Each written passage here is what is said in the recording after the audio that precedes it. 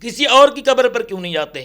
علامہ خادم حسین رضوی یا داتا علی حجویری یا خواجہ معین الدین چشتی اجمیری یا بابا فرید الدین گنج شک رحمۃ اللہ علیہ یا سلطان العارفین سلطان بہو رحمۃ اللہ علیہ یا میاں محمد بخش صاحب رحمۃ اللہ علیہ یا امام بری سرکار رحمۃ اللہ علیہ، اور جو لوگ عرس پاک پر تشریف لاتے ہیں انہیں یہاں پر آ کر کیا فیض حاصل ہوتا ہے، انہیں کیا فائدے ہوتے ہیں؟ لوگ کہتے ہیں کہ یہ جو لوگ آتے ہیں کھانے پینے کے لیے آتے ہیں، کچھ لوگ پتہ نہیں طرح طرح کی باتیں کرتے ہیں۔ نم کنومت العروس، یعنی جس طرح دلہن سوتی ہے آرام سے سو جا، قیامت کے دن تجھے یہاں سے کھڑا کر کے لایا جائے گا۔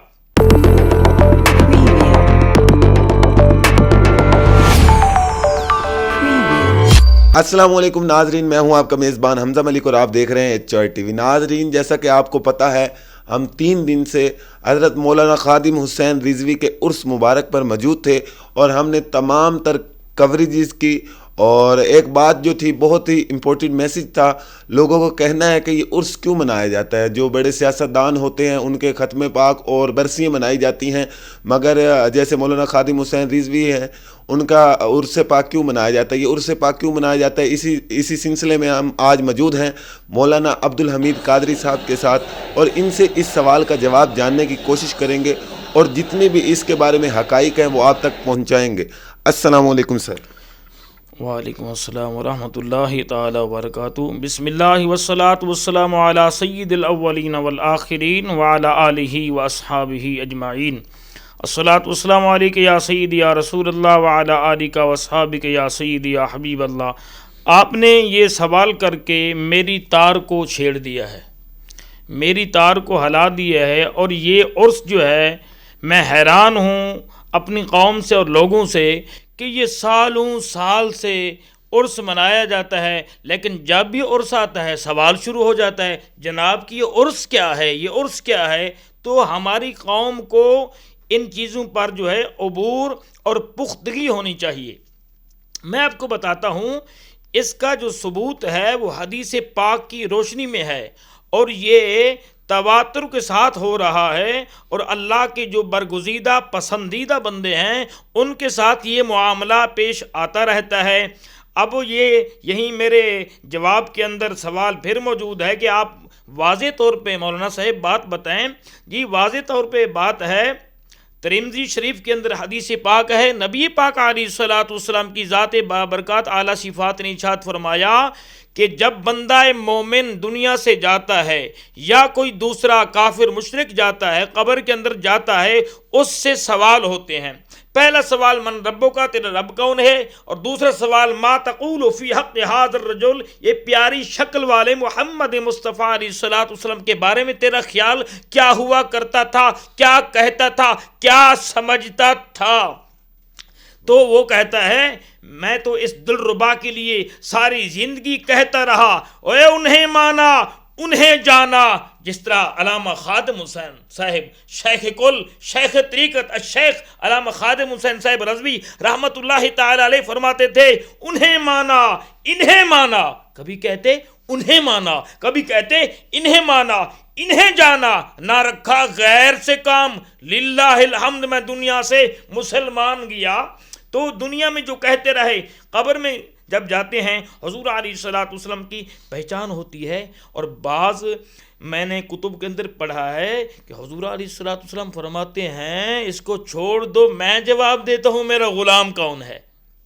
جی تو جب یہ پہچان ہو جاتی ہے، پھر دین اسلام کے بارے میں سوال ہو جاتے ہیں، تو فرشتے 70 گز طول اور عرض دائیں بائیں 70 گز تک جو ہے وہ فرشتے اس کی قبر کو وسیع اور کھلا کر دیتے ہیں، اور کہتے ہیں نم کنومت العروس، سو جا جیسے دلہن سوتی ہے، یہیں سے عرس ہے۔ نم کنومت العروس، یعنی جس طرح دلہن سوتی ہے آرام سے سو جا، قیامت کے دن تجھے یہاں سے کھڑا کر کے لایا جائے گا۔ تو یہاں سے عرس ہے یعنی خوشی کا دن، یعنی بندہ مومن جس دن دنیا سے جاتا ہے، قبر میں جاتا ہے، وہاں اس کو خوشی مل جاتی ہے اور اللہ اس کا رسول راضی ہو جاتا ہے۔ اگر بندہ منافق ہو، کافر ہو، فاسق ہو، فاجر ہو، بے ایمان ہو، ظلم و ستم کر کے جائے، سوالوں کا جواب نہ دے، پھر فرشتے جو منکر اور نکیر، دو نیلی آنکھوں والے اور سخت ترین کڑکدار آواز کے ساتھ فرشتے کہتے ہیں جناب والا تو نے سوالوں کے جواب نہ دیے، اب دوزخ تیرا مقدر ہے۔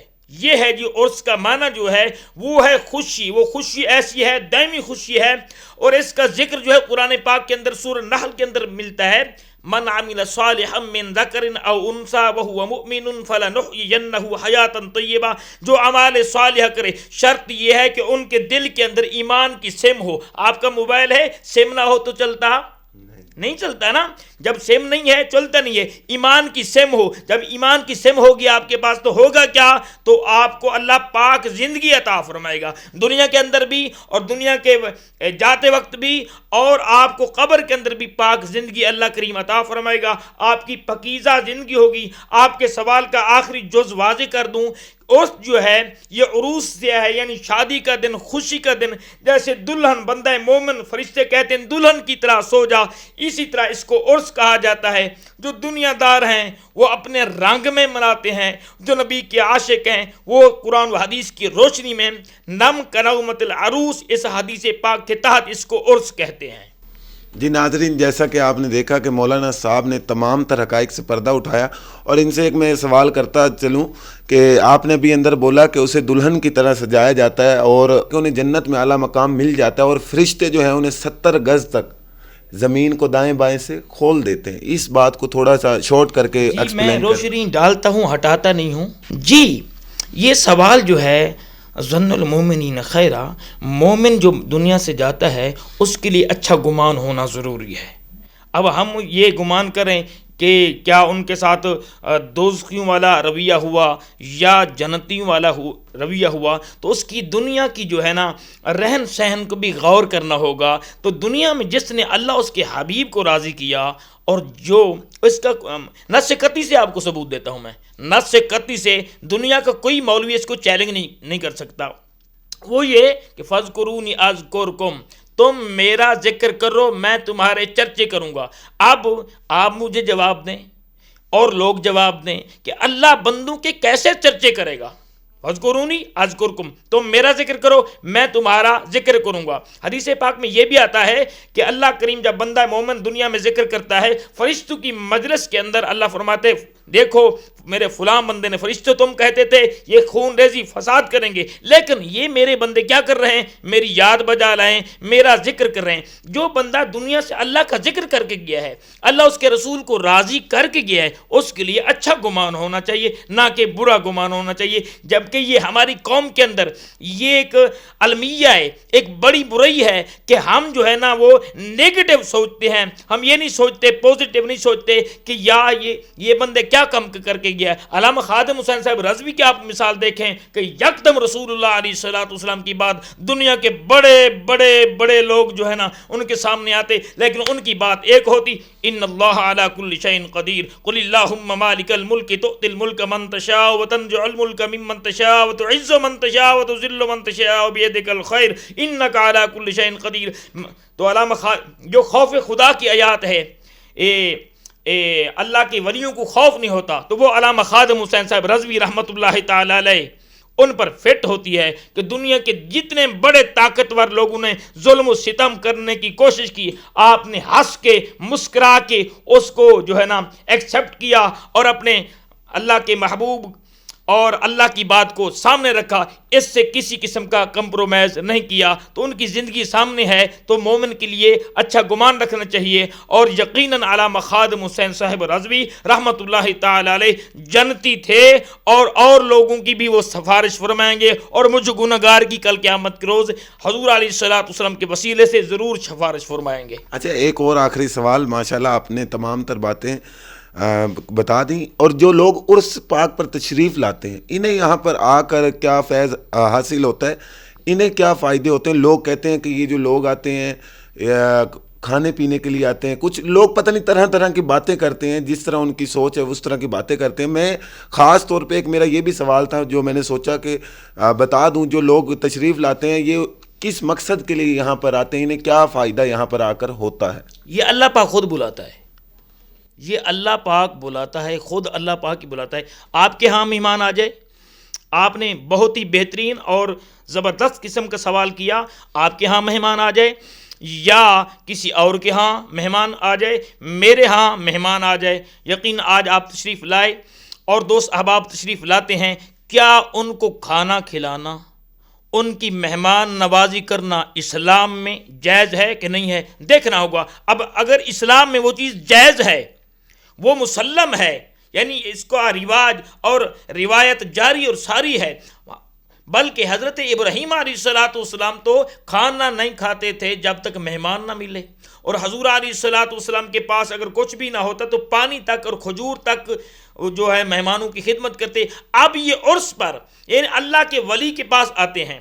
اللہ کا ولی جو ہے دنیا کے جانے کے بعد، دنیا سے جانے کے بعد وہ فیض زیادہ دیتا ہے. دنیا میں جو ہوتا ہے دنیاوی معاملات ہوتے ہیں، لیکن جب دنیا سے جاتا ہے اللہ اس کے رسول کی حضوری میں ہوتا ہے اور وہاں سے برکاتیں جو اللہ کریم ان کو عطا فرماتا ہے یہ بندے جاتے ہیں اور ان کو اللہ مجبور کر دیتا ہے، ان کی دلوں کے اندر محبت ڈال دیتا ہے. اور بخاری شریف کے اندر، مسلم شریف کے اندر حدیث ہے کہ اللہ پاک ارشاد فرماتا ہے، اے پیارے حبیب علیہ السلام اپنے غلاموں کو بتا دو، جب اللہ کسی اپنے بندے سے محبت کرتا ہے، جبریل امین علیہ السلام کو فرماتا ہے، اے جبریل امین علیہ السلام میں فلاں بن فلاں سے محبت کرتا ہوں، تو بھی اس سے محبت کر. اور پھر جبریل خود محبت کرتے ہیں، آسمانی تمام مخلوق میں اعلان کر دیتے ہیں کہ فلاں ابن فلاں سے اللہ کریم محبت کرتا ہے، میں جبریل محبت کرتا ہوں، میکائیل، اسرافیل، عزرائیل سب یہ محبت کرتے ہیں، فرشتوں تم بھی محبت کر دو.